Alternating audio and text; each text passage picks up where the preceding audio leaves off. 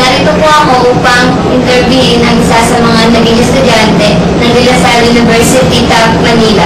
Siya po ay si Mr. Gino Abrera na nakapagtapos noong 2008 sa kursong BSIT or Bachelor of Science Information Technology. Siya po ay kasalukuyang nagtatrabaho sa Convergys bilang Technical Support Supervisor. Sir Gino, bakit po ba ito yung kinuha yung course? Bakit IT? Yun naman din ang kasanong ako ng 4th year ako kasi hindi ko alam kung anong course na yung hilig ko. Pero ilan mo na lang kung anong hilig ko. Ang hilig ko kasi about computer, more on related sa ang IT sa computer ito.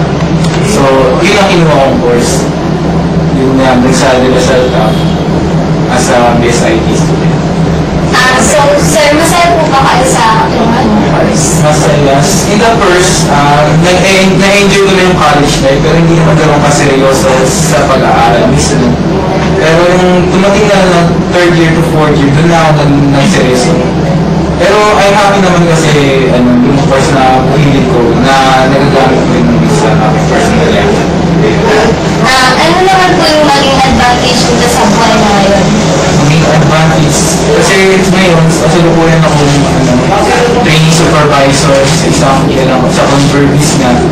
Dati, ako representative lang ako. Pero dahil sa 3 months pa lang ako doon, nabigyan ako lang ng promotion, naging trainee ako.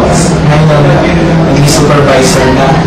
So, ano pa lang ako, 8 years pa lang ako sa kumpanya yun.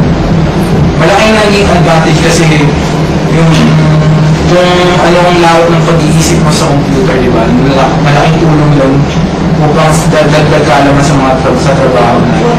Kaya masasabi ko na malaki talaga ang advantage na kinapos ko sa trabaho.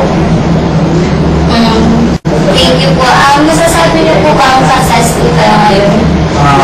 I'm not saying na masasabing successful, pero dahil naman tayo, di ba? Kailangan nagtsatsaga pa rin tayo kasi pagsisikapin mo yung ma-achieve mo yung goal natin, di ba? So ngayon, dahil lang ginagawa ko ngayon, pero hindi ko sinasabi na naging successful. Pero yun ang goal ko, naging successful. Thank you po. Ay, maraming salamat. Sana nakamulakan kita. Thank you.